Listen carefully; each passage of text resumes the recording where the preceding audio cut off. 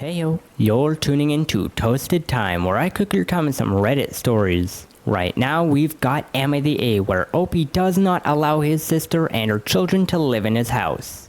Our first story is by Electric Throwaway. I am an electrician, and I started my apprenticeship at 17 and was hired immediately by my sponsor after I received my license. And the reason I chose a trade was that I grew up in a trailer with my mom and sister, and I have wanted a house since I can remember. And being in the trades gave me access to a stable job and access to more money sooner. My partner, 29, Thea, is a plumber, and we have scrounged and saved, and in the end we bought a land and built a tiny house in the uptown area of our city. It has 2 bedrooms and 1 bathroom. One of the bedrooms is our reptile room, as I keep snakes and Tia keeps bearded dragons. We are child-free and happy in our home. My sister, who we will call Lucy, is a waitress and has 3 kids. Her husband just left her for a woman my age, and she is left without his income to raise all 3 kids on her own. Her husband bought out her half of the house during the divorce, and that left her and the kids living with my mom in the trailer. I can admit I didn't grow up in the safest of areas and was carrying a knife when I was a teenager because of the danger, because of the safety issues. Lucy came to Thea and I and begged us to let her and her sons move in. She said we would have to get rid of our reptiles or keep them in our room. Her son would have the other bedroom, and she would sleep in our kitchen on an air mattress. She said nothing about paying us rent or helping around the house. And I told her no, because 2 toddlers and a kid who is about to start kindergarten are not suitable to be in our home, and we don't want too many people in our house. And she said we live in a better part of town with better schools and that she needed the help.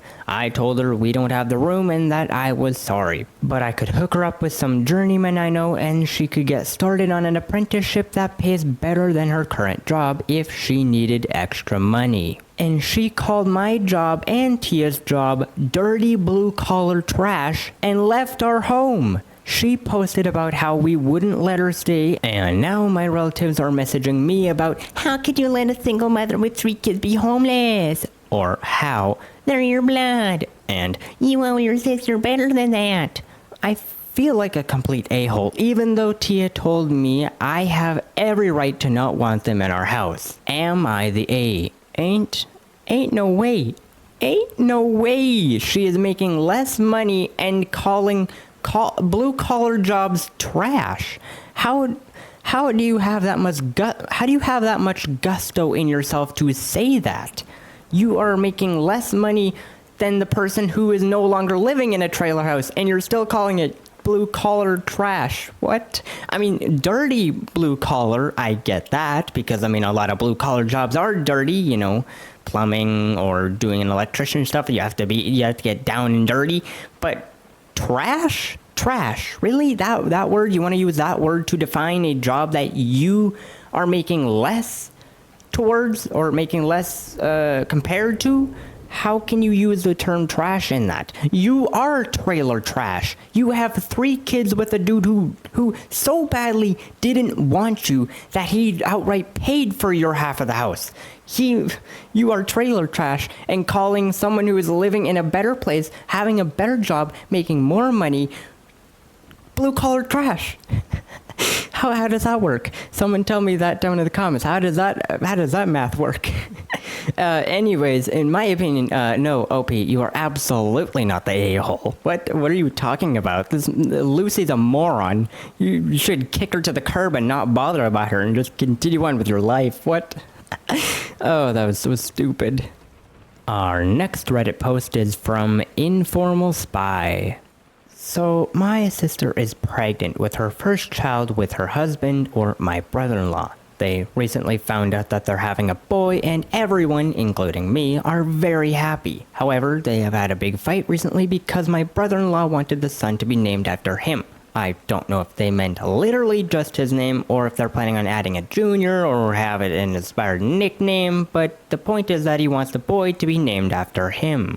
And my sister blatantly and completely refused to even consider it, and both families have gotten involved. My parents initially thought that they should reach a compromise, and so do his. However, they changed their opinion when she explained her reasoning. She said that she thinks that after she's going to carry a boy for 9 months and go through all the pain and exhaustion of pregnancy, she thinks that it is insulting that he should be able to be honored by naming the child after him when he didn't do all the work. She also said that she thinks that naming a child after their parents strips them of their identity and makes them seem more like property too, so she would never do it regardless. So once again, the family suggested a compromise, maybe a reference to him or a name he liked, etc. But she doubled down. She said that she would never consider naming a child she labored for over her husband, who does nothing but gets the snacks in any respect. So I agreed with her completely and thought her logic makes sense. But both parents are very offended by her and say that she has no respect for her husband. Her husband tried to talk to me personally and was furious and told me I was enabling her cold mentality when I said I supported her. So, am I the A for supporting my sister's reasoning for not naming her son after her husband? Now, the comments are all in pretty much agreement with everyone in the story sucks. The parents are getting involved, the brother is getting involved, and it's not, the thing is, it's not that the wife and the husband aren't compromising. They're instead just picking sides in this whole entire thing. Instead of being an actual married couple. Wait, are they married? Yeah, husband. Instead of being an actual married couple and looking towards the problem and asking, how can we fix this? How can we solve this? How can we get past it? They're instead picking sides and saying, I'm right, you're wrong, and then my family should agree with me, my family should agree with me. It's like they're not acting like a very married couple in this whole entire thing. Now, granted, I am more in favor of your sister's side in this whole entire argument, because, I mean, granted, maybe it is a tradition to name the baby after the parent. Maybe that's a traditional thing or something I don't understand. That could be very possible, but from someone who doesn't understand it, I have to say, I think it is very stupid. Thank goodness I was not named after my dad. Thank goodness. That is all I have to say. Thank goodness I was not named after my dad, and I have my own special name. So, I don't, I'm more in favor of the sister. Now, the only thing is, I do understand the statement of her having no respect for the husband, because she's downright just saying no to any of his ideas. I am partial to, like, if he really wants a name, like, put in a middle name or something. People do not go off of middle names. So if you made a middle name, like, no, it is so under the radar, no one's going to actually pay attention to that fact. And so I personally think that the compromise here is just put his name as the middle name, but she's not even trying to give on that end. So let's say that the name foregoing, like, from father to his son, that is traditional, then she is actively disrespecting his tradition by saying, no, I flat out disagree, period, with your name being anywhere on the name. And I think that is disrespectful. That is wrong. But then the husband is also wrong by just trying to trample over her struggle of giving or going through labor, and instead just saying my name, like, you haven't done any of the work. Now, granted, there are some comments like asking what it means by does nothing but get the snacks, because what are you supposed to do? Like, to lift her up so that you're both carrying the child? That doesn't make sense. So it is everyone sucks here. Everyone sucks here. That is the end all be all of this, and the married couple are not acting married. They're acting like two separate people complaining about a singular problem, which, I mean, they're complaining about the baby, which isn't the problem. The name is the naming, which is the problem that comes from that is from both of them, and they're not being cohesive in this argument. That's my take. Anywho, there was a good comment that I want to read out here. From Rooney Tuesday. The child is both of theirs. She is reasonable to suggest that he shouldn't get the baby named after him and not her, unless she wants that to. But she herself is being a bad partner if she shuts him out of parenting choices that both parents should be involved in, just because he's not carrying the baby, which he physically cannot do. And reducing him to someone who only gets snacks is just plain rude.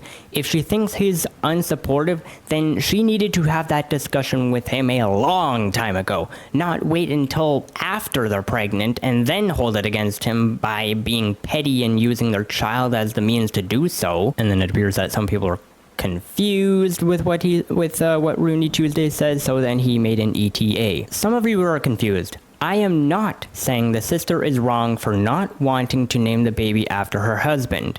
As far as I'm aware, every single person here agrees that she is entitled to shut that down. What I'm disagreeing with specifically is that she should be able to have more input into the name for any reason. This is always a choice that both parents should agree on. 2 yeses gets you a name, 1 no means you keep looking. The only way one partner gets more say is if the other partner willingly agrees to let them have more say, and that is regardless of either's parent, sex, or gender. And I couldn't agree with that anymore. It is perfectly put. Yeah, 2 yeses and 1 no. Perfect. I got no problems with that. It is a very good compromise in my opinion for that. Well, that's not a compromise. That's just a ideal way to look at this and go about it, which I agree with. Anywho, and the last Reddit post comes from Neat Marketing. I have been married to my husband for 4 years, together for 7.5, and we have 2 children. My husband was married before we met. He and his ex-wife separated during her pregnancy with their daughter and divorced after she turned 1. To my stepdaughter, I am Dad's wife, and I'm okay with that. We get along, mostly. She does struggle to be left alone with me in charge, and my husband knows this. We have discussed this at length. We have worked together to figure out solutions, and we have even talked with his ex, who is okay with me being around her daughter. I know some aren't, but did not like the idea of her daughter being with me if she could be there with her. They don't have a right of first refusal and did not get it added after this discussion, and generally didn't love that I would be in a parent role if left alone with her kid. She has a very big dislike of the idea of step-parents becoming just parents, and she has never wanted her daughter to view me as any kind of mother figure. So discussions were had and agreements were made. And on to our issue. My husband always has a very busy work period in June, July, and he is basically just home to sleep and nothing else. In June, his ex is having surgery and will be out of commission and in the hospital for some time. The ex's surgery was not mentioned to me at all. But Saturday night, while we were at my in-laws' house, my husband started venting about his ex's surgery and her not wanting their daughter to be in my care all day, and his daughter not wanting to have me in charge of her that much, and how he told them I would be doing it and nothing they said or did would change this. He was pissed at his ex and his daughter a little for having such a dislike for me being in charge even though we get along fine. I asked him when all of this had happened, and he said it happened between a few days. He told me that she would be with us from June 6th until July 4th and possibly longer, and that he was already told that he will need to work most Saturdays in June and July. So he told me that I need to figure out how to best deal with that, and I asked him why he sprung this on me in front of his family instead of discussing it privately. And he waved me off and said he knew I wouldn't say no because I love my stepdaughter and I understand that she needs to be with an adult. He saw an expression on my face and told me I couldn't be pissed about it when I know my daughter is still a kid. I told him I wasn't pissed at her, I was pissed at him. And he told me he can't help his ex and his daughter being somewhat unreasonable. Mother-in-law chimed in and offered to take my stepdaughter during the daytime for June, and he told her I would handle it. She should be with us. And this is when I accused him of treating me like the hired help and not his wife because he wasn't discussing it with me and was making decisions for me without asking or discussing things through. It was afterwards he told me that I shouldn't speak to him like that in front of his family. Ugh. Now I know why the daughter... Okay, hold on. Okay, man, I'm gonna tell you. I'm absolutely making assumptions in this whole entire, what I'm about to say, but I can absolutely understand why they divorced. I get it. And you know what? I actually even understand the ex-wife not wanting OP to look after the daughter. Even though OP is fine with the stepdaughter, I can understand why the wife wouldn't want the OP to look after her daughter. Because the dude is an absolute slime ball. He's an absolute slime ball. He's making decisions for you without telling you, and then he springs it in front of his family to... I'm expecting peer pressure so that you would just shut up and not say anything about it.